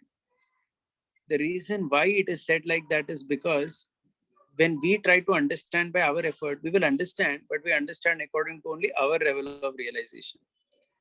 But when you hear someone who has more experience, then his experience comes in his own reading of the text. So it's basically as simple as that. Okay. So now what happens with these 5 gurus of Ramanujacharya is that all of them are disciples of Yamunacharya. And it is said that Yamunacharya had deposited one jewel among each of these 5 disciples: Mahapurna, Goshtipurna, Srishailapurna, and there were 2 more. Okay. He had deposited one jewel with each of them. And they in turn gave that jewel to Sripad Ramanujacharya. So one is they themselves had heard in Parampara. Okay, so it's coming down like that. So now where did Yamunacharya learn from Nathamuni? Nathamuni from the 4000, the writings of the Alvars. And that is again coming from, so the Parampara is there, right? Evam Parampara Praptam. So when we, so in that hearing process, what happens is all that realization, not only of that present Acharya, so obviously even Sri Shaila Purna would have had his own realizations. But because it kept adding to that body of knowledge, what comes down is very good. So in fact, if you see now, many of the verses that they take and they explain, it's so amazing and beautiful. We may not even find such a verse by when we read, we may not even get that connection in the Ramayana. But they will get that verse, they will connect it to that theme, they will connect it to the other themes. So in fact, later we will discuss each of these. Lakshman Sharanagati, Bharat Sharanagati, each of these are, the verses are analyzed like anything, left, right, center, and the good qualities, the lessons to be learned, everything is pulled out. So I would say in nutshell, it is just their own experience and their own hearing. So because they all get added, when we would read ourselves, we may not get that because we don't have that experience and maybe we haven't heard enough. So that is the answer, to that first thing. Second thing, as far as thing, now if you see Hanumanji, it was a very delicate role he was playing in Sugriev's life. At a very spiritual level, Hanuman is considered spiritually like a guru of Sugriv. But on a practical level, he's a secretary of Sugriv. He is junior to him in functionality. It is like, your guru is there as your subordinate in your office, right? Managerially, he reports to you, but spiritually, he's superior to you. So that's a very, very awkward situation. If you see it some way, Hanumanji was like that. And you will see that in many places. There's another verse. I didn't take that today. We will take that next time. But since you asked, I'll quote that verse here. This is, I think, Kishkita Kand, it was chapter 5, text 7. So in that verse, what happens is when Ram, Lakshman come, and when they come to sign a pact of friendship with Sugriv by lighting the fire, Sugriv in half a verse, Hanumanji in half a verse tells Sugriv, you worship these two people. Basically, he tells them that just don't look at them like a friend. You worship them with all your heart. Right. He gives that indication in half a verse. We will discuss that verse later. A very interesting verse. But Sugriv doesn't do that. He signs friendship. He makes friendship with Ram. And Ram accepts that friendship only as Sharanagati. That also we will discuss a little later. Ram accepts that friendship only as Sharanagati. Because if you see, that Sakhyam is also one kind of Atmanivedanam only. So it's counted in that. So Sakhyam is treated like that in that context. Okay, so that was one very delicate situation. That is why you will see Hanumanji never transgresses that. Because spiritually, you may be whatever in that relationship, but in the external world, it is a relationship of manager and subordinate. And Hanumanji was subordinate only to Sugriv. Wherever he goes, Hanumanji introduces himself as a secretary of Sugriv. To Ravan, he introduces like that. To Sita, he introduces like that. He's conscious of that managerial hierarchy. Though spiritually, he is certainly much beyond. And it is only because of his mercy that Sugriv is intact. We will discuss that later when we come to the importance of spiritual master. Okay, so that's the point here. So they had a particular role. I hope that's yeah. Thank you, Prabhu. Yeah, any other question? Vaibhav Anand Prabhu has a question. Please go ahead. Dandavat Prabhuji, thank you. It's a beautiful, capturing class, Prabhuji. My one request, before I ask questions, that please continue with this theme, Prabhuji. Maybe. Yeah, of course, we'll continue. I mean, this is just the starting. I honestly have not even heard all the classes. I have like maybe 24 or more classes in Tamil, which I'm hearing. I mean, honestly, first of all, I want to say that these are not my realizations or something. I'm hearing recently, because in this Ram Navami season, many very prominent speakers in Sri Vaishnava Sampradaya, they have given dozens of classes in Tamil on this one topic, 18 lessons. And many others are also hearing. I think Gaurang Prabhu also had given a class 2 weeks ago. on the same topic. I think he has Yes, heard some yes. other speaker, because there are many speakers in Sri Vaishnavas who are speaking on the same theme. So many of us are hearing different speakers. So so it's like that. So first of all, I'm saying I'm just sharing what I heard. That's all. Yeah, go Yeah, ahead, thank- Vaibhavanand Prabhu. What is your question? First question is about Sharanagati. Prabhuji, how you were discussing about kings also giving Sharanagati. But in general, if you see that if a person is a king or in a very responsible position like a, then he and some criminal is there, he takes shelter, he says that I take ask forgiveness to the court or the state, and I promise not to do it. But we know that people do it again. Now how these people see it, whether to apply that Sharanagati or it is for just individual, because you were mentioning about few Yeah, kings. yeah, you're right. Actually, this is only at a very individual level. At a state level, this cannot happen. That's why, that example, the counter example is the wrong example of giving Sharanagati is Prithviraj Chauhan giving Sharanagati to that Muhammad Ghori. If you read that story in history, first time that Prithviraj Chauhan defeats him, right? But he forgives him. He doesn't kill him. His ministers tell him that ye saap isko maar do, chodo mat isko. But he forgives him. And the next year, that fellow comes, and because he seeks forgiveness. See, the thing is, you have to understand this very carefully. These things are at an extremely personal level, and that also when you can actually handle that capacity also. See, and there is a genuineness of that person also. Are you getting the point? So these things apply only there. When that person is very genuine, you can handle it only then. See, simple example I will tell you. Even sometimes you cannot handle it. Even great people cannot handle, like Pandavas. If you see that story is there now of that, what is his name? Jayadratha. He is falling at the feet of Yudhishthir, seeking forgiveness. He forgives him, but there is a price they pay. Na? The death of Abhimanyu is a result of that only. That Jayadratha goes to Lord Shiva, because see, that fellow was never a sincere fellow. He was never, see, try to understand, there are some people who just pretend to say that, okay, forgive me, just because they want to save their life, but they have no intention to reform. So you have to also understand whether you have the capacity to handle that. So then at that level, so it becomes much different. That's why I gave example of Jayadratha, or even that Muhammad Ghori and Prithviraj Chauhan, he forgave him, but that Prithviraj Chauhan's forgiving Muhammad Ghori turned out to be a national calamity. I mean, Delhi was conquered by Sultan for the first time in 1192. And then only in 1947, you got Delhi back. So the point is, kings, it's not that these principles are applied very indiscriminately. That's why the examples are to be very delicately taken. They are more at a personal level. See, actually, that verse of Yajurved also, that is from a very personal level. It's like someone has offended you at a personal level and you're taking kunnas against that person. It's not so much at the level of a state. At the level of state, laws apply. There, it's not personal. The king is just a representative of the state in a way. It's not that.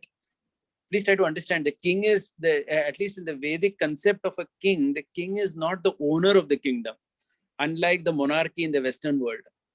So that's why the enemy of the state is the enemy of the state, and the king as a person cannot forgive that person like that. At an individual level, perhaps. That's why if you see Jayadratha's example also was at an individual level only. If you carefully see, Jayadratha's example is not like Muhammad Ghori example. Muhammad Ghori was the enemy of the state. Jayadratha at personal level, but even that proved costly for Pandavas. So I'm saying that sometimes it can happen like that, even at personal level. Because that person was never sincere. He was a rascal right from beginning. Okay, so at the level of state, such things don't work. Tomorrow, Ajmal Kasab gives forgiveness. It doesn't mean that the government will forgive. Of course, we hanged him to death, but I'm just saying that they will say, please forgive me. But what do you mean forgive? You are an aparadi of the state, of the country, not of an individual. So nobody can forgive you like that. Then the laws apply. Okay, so these things have to be practiced very delicately and carefully also. I hope that answers. Yeah.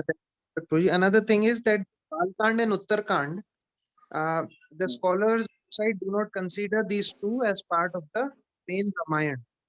They say that no, one second. There are some scholars who talk about Uttarakhand, not Balkand. Uttarakhand, they say. I have also read that. But in Sampradaya, they don't consider that. That means Sri Sampradaya, Madhuvas, none of them, they all accept Uttarakhand as part of Ramayana only. See, these scholars, they have their own thing, you know, they say that, oh, this Sanskrit is different, this is different, it has come later. It's all speculative models.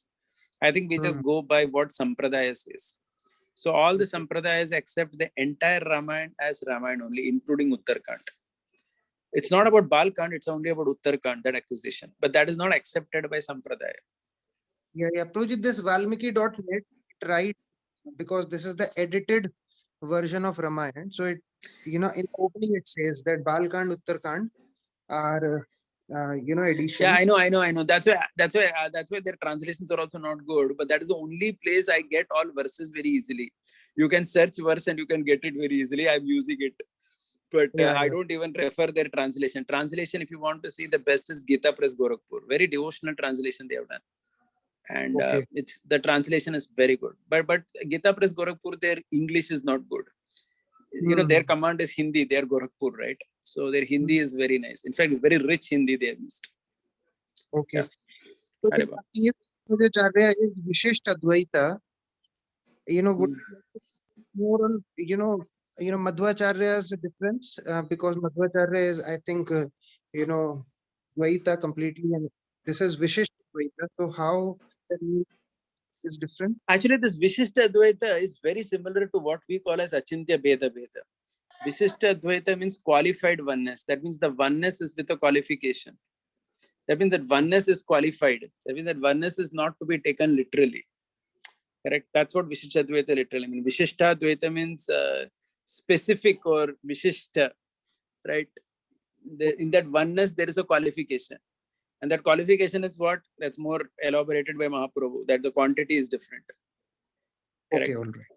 But Madhva actually, in one sense, Madhva went quite, Madhvacharya, he emphasized that difference a lot too. Yeah. You know, that's what it stands for. So that's certainly, the mood, that the influence of Shankaracharya those times, all that. Yeah.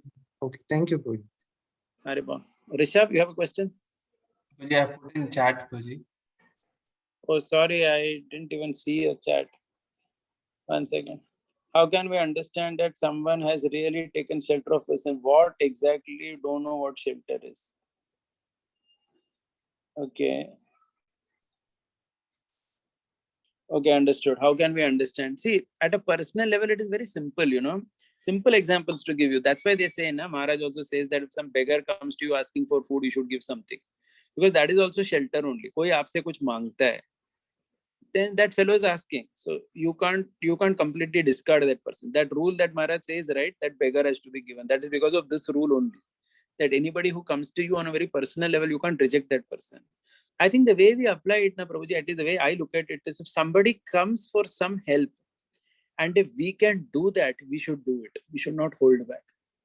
See, you may be able to help people in different ways. Somebody may be able to help someone in terms of counseling. Someone may be able to help, by giving some good advice or giving time or maybe giving resources, giving money, depending on what you have. If someone comes to you and you have a capacity to do it, then to not do it is considered. Now, please remember, this is not only with human beings, this is even with an animal. That's why, in Vedic culture, before a person eats, a grihastha is supposed to feed cats, dogs, everything. Because if some animals are living in your surroundings also, even they are to be taken care. That's considered part of this whole shelter giving process. So Krishna, so the 37th quality, which is there among the 64 qualities, is to give shelter. And this is to be practiced by everybody. And in a shorter term, it is to be practiced. First, let's practice with our family members properly. Like, you're a man, you will get married tomorrow. Your wife is there, or even now your parents are sick, or your some elderly fellow at home is there. They depend on you. Then you have to give them protection.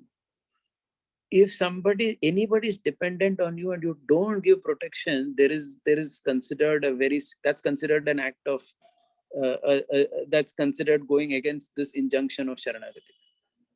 Then the point is, then why should the Lord protect us? That is what Ramanujacharya is saying. Why should Lord Ram forgive Vali when Vali is not ready to forgive Sugriv? Think about that carefully. Vali is not ready to forgive Sugriv. He is saying, get out.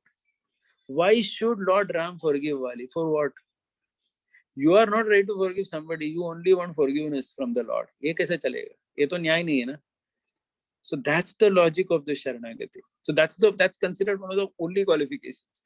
Two things I said. One is that you give at your level, and second thing is you understand other than Lord, no one can protect me. I'm going to discuss that later next time. There are some beautiful examples of that in the Ramayana. We will come to that next time. Where if you think that if you don't have that 100% confidence, then again it doesn't work so well. We will discuss that theme next time. Is that okay? Yes, Puji. Yeah. Puji, a continuation to this is that like we also many times go to some maybe our seniors to ask something, but we don't actually follow it, or we just asked for asking. So how really, when you say that if somebody has come to us for help, how do we understand that he's genuinely coming, that then only we can do the other half? Well, I mean, it's like that. I would say it comes by experience also. And at least you can apply it in a smaller way, right? I mean, with family members, with people who are very close to you. How can you say you don't know them? Like your mother is there, she's sick right now, or let's say your sister is there, or somewhere you'll get married tomorrow, your wife will come in your life. So someone very close, let's first try to see if we can apply that carefully with them. You'll have children tomorrow. With them, you have to apply and then slowly expand it in all relationships. And then with experience, one understands also. And at a personal level, what can happen much? I mean, it's not so serious. At a state level, it's a very difficult decision. But at a personal level, it's not okay. Somebody came and took some good advice and they didn't follow it. Well, it's up to them. So what? That doesn't mean that you don't give anything thinking. That way, we also go and pray so many times to the Lord where we follow everything. I mean, as in, okay, yeah. Yes, thank you so much, Puji. Harsha Lalita Mataji, you had a question? Yeah, yes, Prabhuji. Hare Krishna, Prabhuji. And you were saying that that is a kind of Atma Nivedanam. Could you please explain it? Yeah. So basically, the point here is that I gave that in the example of Sugriv, that Sugriv was suggested by Hanumanji in Kishkita Kand in one verse, half a verse. Hanumanji says that you completely surrender to these two brothers. But Ram and Lakshman are only expecting friendship. Now, what happens in that story is Ram and Lakshman have not come to Sugriv thinking that, we want him to surrender to us. They are happy with friendship. And Sugriv does that much only. He doesn't go beyond. He doesn't take that extra step, at least immediately. Later, he falls at the feet of Lord Ram after he commits that mistake. Now, when he goes back to Ram, we will discuss those verses next time. So there is a difference in the initial meeting and the second meeting. Sugriv, there he also little feels. And the third one, there's another example from Yuddhakand we want to say about Sugriv and Ram. We'll come to all that later. Then he completely, falls at the feet of Lord Ramachandra. But initially, he is like a friend. Okay. But the beauty of the Lord is, because the Sakyam also, if you see, Archanam, Vandanam, Sakyam, Atmanivedanam, right? So in that line which is there, the Sakyam and Atmanivedanam, if you read, I think Rupa Goswami writes that in Bhakti Rasamrita Sindhu, that Sakyam and Atmanivedanam both are very, very rarely found items of devotional service. That means very rare people come to that level. So Sakyam is considered just one level below Atmanivedanam. Atmanivedanam is considered the highest, but Sakyam is considered like that. And Krishna considers his friends also as Sharanagata Bhaktas only. Like Arjuna is there, he's Sakha only of Krishna. Uddhava is considered Sakha of Krishna. But in that Sakyam only, they are considered Sharanagata. So officially they may not be like, other than Bhagavad Gita, you will not see Arjuna at the feet of Krishna, crying like that or something. But Krishna counts him as his Sharanagata Bhakta only. So that Sharanagati expands beyond that just official Sharanagati like Bali Maharaj did or someone did, where you are completely doing Atmanivedanam, to even other processes, and Sakyam is the closest to that. So that is why Lord Ramachandra, it is said, Hanuman, Sugriv, when he accepted that friendship, they accepted that friendship at that level, like that. And that's why Ram protects. We will see. We are going to discuss this more. Actually, this topic is not yet over. I need to quote and show many more verses. We will do that later. Okay, Prabhuji. Thank you, Prabhuji. Hare Krishna. I think there's a last question. I don't know it's Kamal Gopi Mataji or Amar Gaur Prabhu, whose our hand is up. I'm there. Amar Gaur Das. Haribol. Guruji, I have two questions. First is when we talk about someone surrendering to Lord Ram, what if there is insincerity in the surrender? What is the loss for that soul, and how does Lord Ram deal with it? Extending it to the scenario where, as disciples, I am not very sincere in seeking shelter from my Guru Maharaj. What is the loss for me, and how does the spiritual master deal with it? This is the first question. Second question is when we say Lord Krishna is he's the actual avatar, Purna Purushottam. He has and goes beyond all the qualities shown by shown by all other avatars. So, and in the case of Ram, we see that Sharanagati is the highest.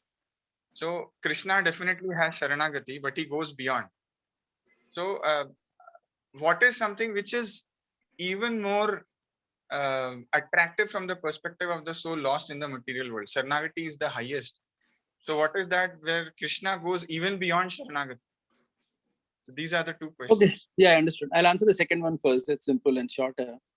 The second one answer is, see, the difference between Krishna and Ram is primarily in rasa. So Krishna is Purna Purushottam in the sense of complete rasa tattva. That means you can become a wife of, you can do Sharanagati to Krishna in the mood of a consort, like Rukmini did Sharanagati, or those 16,000 princesses, the millions of gopis did Sharanagati, wanting to be a consort of Krishna. That cannot be done with Ram. Correct. So in that sense, Krishna is different. I mean, he's kind of more complete and more encompassing in terms of rasa, relationship tattva, rasa tattva. But other than that, in terms of a sadhaka for the Sharanagati principle, especially at the Dasya or even the Sakya level, all that is seen in Lord Ramchandra. So I think the difference is only that higher rasas, the Madhurya rasa, right? You can't, so that's the only difference. And Madhurya rasa only distinguishes Ram and Krishna, because that nobody can do Sharanagati in that mood to Lord Ram. And we know that story also. That is there. Dandakaranya, all those sages want to do Sharanagati in the mood of Madhurya. And Ram tells that, come in my next avatar. When I come as Krishna, I'll accept all of you. Because now I have come with Ekapatni Vrata, only one wife. So no one else can relate to me in Madhurya. Because Madhurya is the highest exhibition of Sharanagati. Because the wife, if you see, even in the material world, if you see, it is the wife who can serve the husband in the most intimate way. When maximum service to a man is given by his wife only, let's face it, that's the reality of the world, right? I mean, the wife, because the woman body is best suited for service, and she can serve the husband in the man in a way that no one else can, actually. No one else can. So it's very complete. She serves in 5 ways. I mean, there are many shlokas of that, how the woman can serve as a friend, as a lover, as a mother. You know, there are 5 ways in which the wife serves the husband. She takes care of him like a mother. She's a friend. She chastises him like a teacher or something. So there are 5 relationships that a wife has. So that is why that Sharanagati in that rasa. Yeah. So that is very clear. That is the second question.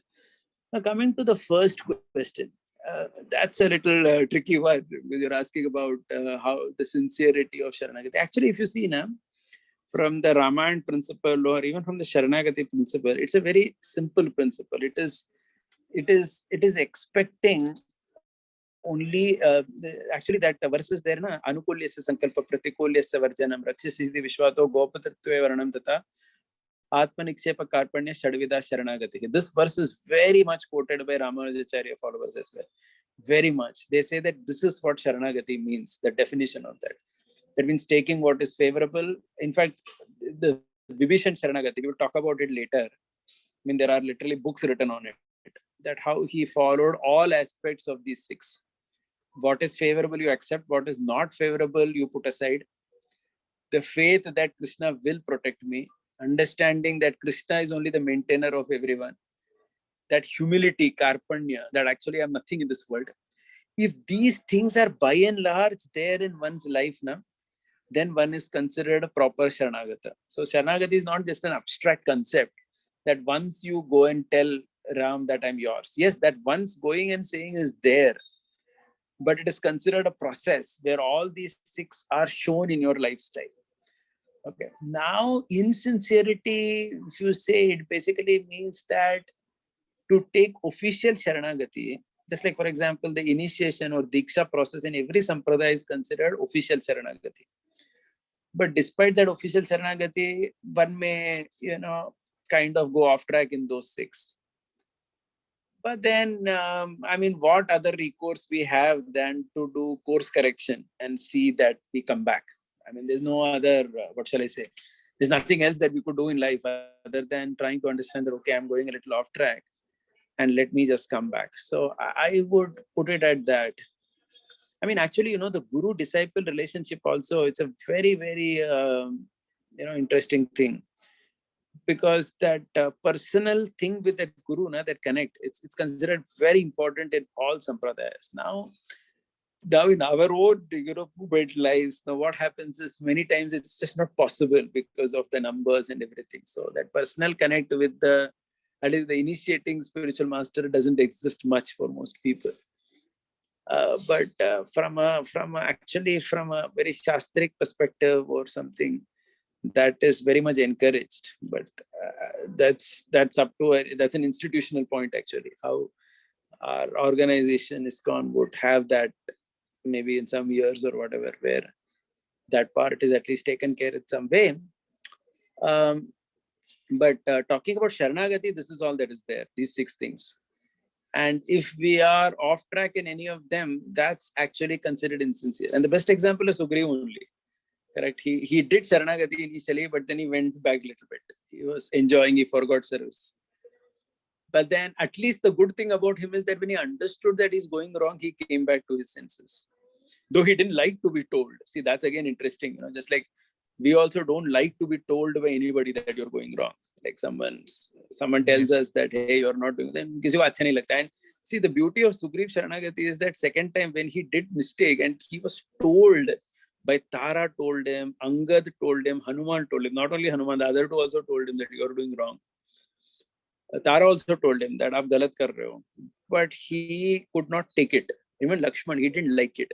But internally, he knew that I have done wrong. See, that's the beauty. Because later he goes to Lord Ram and begs forgiveness. That part also will come to later. So I think it's just about that.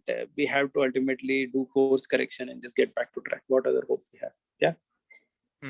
Yeah. Haribol. Understood. Thank you, everyone. Hare Krishna. Thanks, everyone, for your kind attention. I Thank think you. this team is obviously going to continue for a few classes. So we'll continue this. Hare Krishna. Srila Prabhupada ki jai. Gaur Bhakta Vrinda ki jai.